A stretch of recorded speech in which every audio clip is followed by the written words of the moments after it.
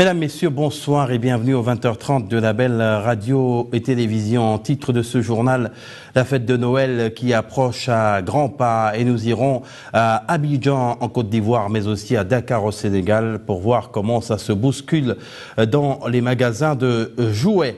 Et puis le Global Entrepreneurship Index, c'est le classement qui permet aux pays africains d'être vus en fonction de leur mérite dans le domaine de l'encouragement de l'entrepreneuriat. On verra justement qui tire son épingle du jeu. Et puis en handball, la visite à partir de demain à Libreville au Gabon d'une mission de la Confédération africaine de handball pour voir bien sûr si le pays qui va abriter la compétition est tout à fait prêt.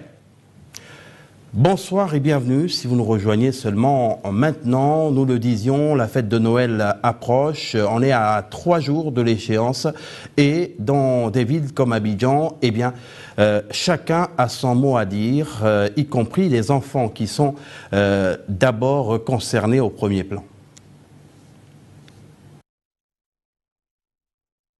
Noël approche à grands pas. Et cela se ressent dans l'effervescence des rues et magasins d'Abidjan. Les grandes surfaces et marchés ambulants ne manquent pas d'articles de Noël.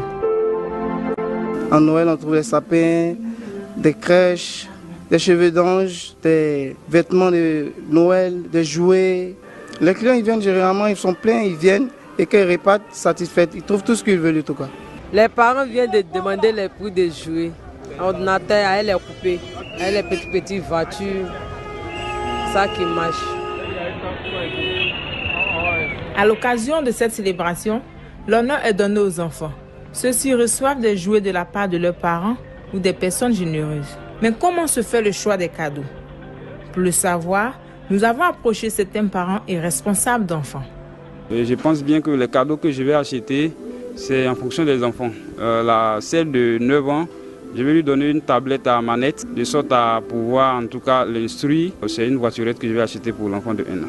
On fait repasser une machine à coudre à la petite. C'est pour juste la ramener à la réalité que quand elle va grandir, c'est ce qu'elle va utiliser. J'ai choisi une dinette, une machine à coudre, une poupée parce que ce sont mes jouets préférés. Aux parents, nous leur proposons des dinettes, des cuisinières, des poupées aussi, pourquoi pas, même des téléphones aussi, tablettes en jouets. Pour que les enfants puissent, parce qu'aujourd'hui dans l'éducation, les téléphones, tablettes aussi interviennent aussi dans l'éducation des enfants. En tout cas, tout ce qu'il y a sur le marché, en tout cas, nous en tant qu'éducateurs, on conseille beaucoup de jouets qu'il y a sur le marché. Il est certes important de déceler le besoin réel d'un enfant avant de lui offrir un jouet. Cependant, certains parents trouvent ce choix délicat. Le choix des cadeaux influence les enfants. Je veux dire à mes frères et sœurs d'acheter des poupées, des motos, des vélos pour des enfants, de ne pas acheter les pistolets et d'autres choses encore. Le pistolet, donner le pistolet ou bien des bangers ou bien certaines choses, en tout cas des armes aux enfants, c'est pas bon. Le jeu influence. Quand je suis en train de donner voiture à mon petit, c'est parce que je me dis qu'il aime beaucoup les voitures. Il va se dire que pour avoir les voitures, quand il sera conscient, pour avoir une voiture, il faut travailler et ça va l'amener à travailler. La fête de Noël étant attribuée aux enfants, l'essentiel pour eux est de recevoir un présent et surtout d'être heureux. Je suis très contente et j'attends Noël. La joie des enfants qui est contagieuse. C'est un reportage signé de nos confrères du site d'information en ligne ivoirien Infodrome. Et du côté de Dakar, l'ambiance n'est pas trop différente. On est également allé voir dans les magasins comment se prépare la fête de Noël et surtout comment se choisissent les cadeaux. Oumou Kalsoumba, correspondante de la belle radio et télévision dans la capitale sénégalaise. Au Sénégal, Noël est un important moment festif qui rassemble les familles. Pour l'occasion, chaque parent offre un présent à son enfant. Les commerçants proposent à leur tour une large gamme de jouets, des voitures télécommandées, des figurines Star Wars, des peluches, des poupées entre autres. Des jouets accessibles à toutes les bourses, nous disent les vendeurs. Cette année, on a renouvelé notre gamme de jouets. Regardez, on a des poupées, des vélos, des dinettes, des voitures télécommandées. Chacun peut y trouver son compte, car nous sommes conscientes que les temps sont durs pour tout le monde. La conjoncture est passée par là. Cette année, de nombreux commerçants misent sur la qualité des jouets. Objectif, ramener à leurs clients de nouveaux produits et de grandes marques internationales reconnues qui pourraient faire plaisir aux enfants pour Noël. Cette année, nous avons mis la barre haut. On a importé des jouets de marques internationales pour le plaisir des parents et des enfants. Les clients viennent timidement en ce moment, nous les rassurons, les marchandises ne sont pas chères du tout. C'est vrai qu'en ce moment, il n'y a pas de rush. On voit les clients par compte-gouttes, mais nous les encourageons à venir. D'ailleurs, nous sommes en solde. Musulmans et catholiques célèbrent Noël. Dans les artères de la capitale, impossible d'ignorer que les fêtes sont là. Les marchands ambulants sillonnent les rues de Dakar avec des sapins, des guirlandes. Pendant cette période, les prix grimpent. Les commerçants essaient de faire le plus de profit possible. Georges Wenceslas Aboké a fait un tour justement pour voir un peu les raisons qui poussent les commerçants à faire exploser les prix. À l'approche des fêtes de fin d'année, nombreux sont les consommateurs qui redoutent une flambée des prix sur les marchés. Souvent, des commerçants prétextent d'un déficit d'approvisionnement des marchés pour faire de la surenchère.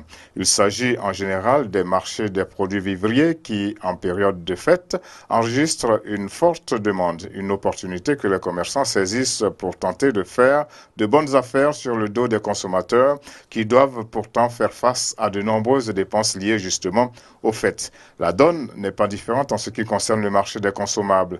Les tenants de ce secteur d'activité très souvent prennent plaisir à annoncer de forces soldes rien que pour attirer de la clientèle. Le marché de jouets n'échappe pas non plus à cette réalité d'une économie libérale naturellement assujettie à la loi de l'offre et de la demande. La vie est chère dans la plupart des capitales africaines. Certains gouvernements en ont pris la pleine mesure et ont plafonné jusqu'à la mi-janvier 2018 les prix d'un certain nombre de produits de grande consommation tout en intensifiant les actions de contrôle sur le terrain. Ces contrôles permettent aussi de s'assurer de la disponibilité des produits et autres marchandises de grande consommation. Un peu partout, les constats sont clairs, les marchés sont suffisamment fournis. Il y a en abondance des féculents, des fruits, des produits frais, de la volaille, des produits laitiers et des matériaux de construction. Et de ce fait, rien ne saurait justifier une hausse des coûts. Tout est donc mis en œuvre pour permettre aux populations de passer les fêtes de fin d'année avec l'assurance qu'elles paient le juste prix pour le produit demandé. Seulement, le problème du juste prix étant réglé, une autre question reste latente. Comment disposer de ce qu'il faut pour justement payer le juste prix? Un autre pan de l'économie avec le classement Global Entrepreneurship Index. Il s'agit d'un classement qui aligne les pays africains en fonction de leur capacité à faire en sorte que l'entrepreneuriat prenne de l'envol. Georges Wenceslas Aboké nous propose de découvrir qui sont les meilleurs élèves dans ce domaine. Global Entrepreneurship Index se présente comme un indicateur de l'état de santé de l'écosystème entrepreneurial dans un pays donné. Cette étude s'appuie sur 14 piliers importants qui permettent de ressortir un baromètre assez représentatif dont la perception que l'on peut se faire des opportunités d'affaires, la capacité de la population à entreprendre, le taux d'adoption des technologies, le capital risque, la technicité du capital humain, la capacité des entrepreneurs à créer de nouveaux produits, entre autres. L'Afrique subsaharienne a fait une légère avancée par rapport au dernier classement de l'indice global de l'entrepreneuriat. L'indicateur le mieux classé reste la perception des opportunités avec un score de 34%, alors que celui des compétences des startups reste le moins crédité avec seulement 8%. Dans le classement qui a pris en compte 30 pays en Afrique subsaharienne, le Botswana, 52e mondial, se positionne en leader avec un score de 35%. La Tunisie, premier africain et 40e mondial, étant classé dans la région Moyen-Orient et Afrique du Nord. Le top 5 subsaharien est complété par l'Afrique du Sud de 33% et 57e mondial, la Namibie 31%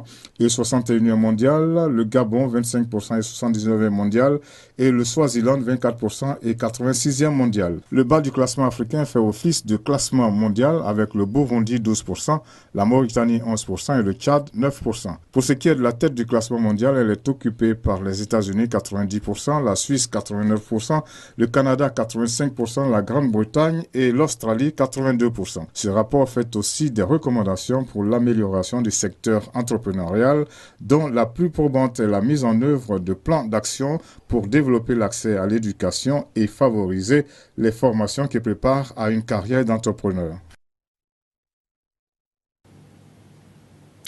Les pays africains ont la capacité de faire reculer la famine. La preuve, le Nigeria est passé selon un dernier rapport de 5,2% à moins de 3%. Justement, Laetitia Ngalibika pour les précisions. La faim a fortement régressé dans le nord-est du Nigeria. La bonne nouvelle émane de l'Organisation des Nations Unies pour l'alimentation et l'agriculture. Selon cette organisation onusienne, dans les 3 États ravagés par la violence depuis 2009, violence imputée à Boko Haram, les États d'Adamawa, Borno et Yobe, le nombre de personnes confrontées à la famine a diminué de moitié entre juin et août 2017. Il est passé de 5,2 à 2,6 millions de personnes selon le rapport cadre harmonisé de l'analyse de la sécurité alimentaire dans ce pays. Cette baisse découle de l'amélioration générale de la situation et l'intensification de l'aide humanitaire. La FAO a ainsi fourni du niébé, du maïs, du mil, du sorgho, des semences potagères et des fertilisants à 1 million de personnes pour subvenir à leurs besoins durant la dernière saison des pluies, lorsque les stocks alimentaires étaient au plus bas. Alors que l'on s'approche de la saison sèche, l'organisation onusienne intensifie la production locale en distribuant des semences de légumes, des kits agricoles, des engrais et du matériel d'irrigation à 780 000 personnes dans les 3 États touchés. La FAO attend une aide durable des partenaires internationaux pour aider plus de 3 millions de personnes qui pourraient souffrir de faim d'ici le mois d'août prochain. On précise que c'est le nord-est du Nigeria qui est souvent exposé au risque de famine en raison des contraintes sécuritaires liées à l'activité de Boko Haram et aussi aux contraintes climatiques. Du côté de la Côte d'Ivoire, on y revient bien sûr pour parler du prix du café cacao qui a été fixé par le gouvernement.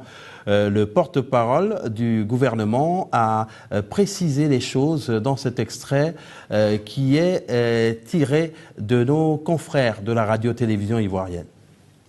Au titre de la campagne 2017-2018, sur proposition du Conseil du café cacao, le Conseil des ministres a approuvé le barème et un prix garanti aux producteurs pour le café séché, décortiqué, trié, ne comportant aucune matière étrangère, un prix garanti de 750 francs le kilo. Cela, malgré la baisse importante du prix de vente sur le marché international. Il faut dire que maintenir ce prix donc à 750 francs le kilo induit une subvention de plus de 12 milliards de francs CFA qui seront financés donc par des ressources publiques et en particulier par les excédents de stabilisation du Conseil Café Cacao. Dans cette dynamique, le Conseil a instruit le ministre chargé de l'Agriculture et l'ensemble des ministres concernés à l'effet de prendre toutes les dispositions opérationnelles, y compris les sanctions appropriées quand cela est nécessaire, pour le respect strict du prix garanti aux producteurs. Paix et sécurité dans le monde et précisément sur le continent africain, les Nations Unies en appellent à la responsabilité des protagonistes mais aussi des dirigeants pour faire en sorte qu'on soit dans un environnement plus paisible. Les explications de Laetitia Ngalibika. Même s'il y a moins de conflits dans le monde, la menace pour la paix et la sécurité mondiale n'a pas diminué, car ces conflits sont plus intenses, notamment au Moyen-Orient et dans certaines régions d'Afrique. Ces conflits s'étendent davantage à l'échelle régionale et internationale. Ils sont de plus en plus liés à la menace du terrorisme mondial en raison notamment des soutiens militaires et financiers extérieurs. Résultat, ces crises sont de plus en plus difficiles à régler.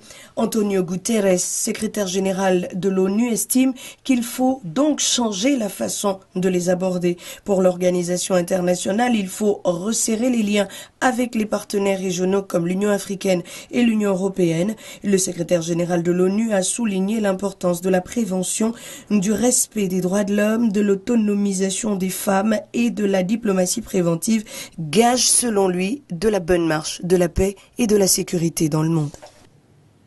Il faut des démarches qui anticipent sur les conflits pour préserver la paix, a-t-on cru entendre dans ce sujet de Laetitia Ngalibika. Et puis la suite du journal avec, dans le secteur éducation, cette décision du gouvernement gabonais, notamment du ministère de l'Éducation nationale, de recruter 1000 enseignants à partir de janvier 2018 pour combler le déficit d'enseignants qui plombe le fonctionnement des établissements scolaires et l'exécution des programmes à côté des grèves qui, elles aussi, sont un vrai frein à la totalité, bien sûr, des engagements à l'endroit des élèves. Nathalie Oquet est allée faire pour nous ce reportage. Le secteur de l'éducation va s'enrichir de 1000 nouveaux enseignants. L'annonce vient d'être faite par Madame la ministre de l'Éducation nationale du Gabon, Nadine Patricia Anguillet. Selon les autorités, il s'agit ainsi de répondre au problème des déficits en enseignants dont souffrent les établissements secondaires du Gabon depuis quelques années. Un manque d'enseignants qui est souvent resté un problème dans le circuit éducatif. L'annonce du ministre consistant à recruter près de 1000 enseignants ne peut qu'enchanter les organisations syndicales que nous sommes. Toutefois, nous sommes quand même surpris parce que Madame le ministre aurait dû d'abord certainement communiquer avec les partenaires sociaux que nous sommes, pour que nous soyons bien informés de la situation avant de pouvoir faire une telle annonce. Il y a déjà un problème au niveau de la fonction publique, il y a le gel des recrutements, il y a le gel des stages depuis un certain nombre d'années, même si on nous fait comprendre que le secteur éducation et le secteur santé feraient exception.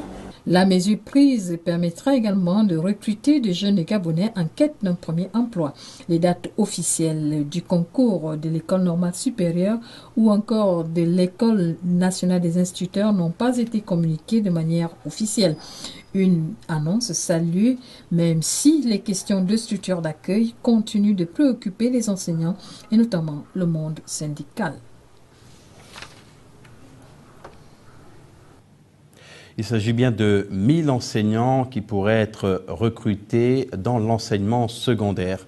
Maintenant, le monde en bref qui nous mène aux Nations Unies où l'Assemblée générale a elle aussi condamné la décision de Washington, notamment du président Donald Trump, de faire de Jérusalem la capitale d'Israël. C'est au tour de l'Assemblée générale des Nations Unies de voter une résolution condamnant la reconnaissance par Washington de Jérusalem comme capitale d'Israël. Une démarche qui survient après celle du Conseil de sécurité.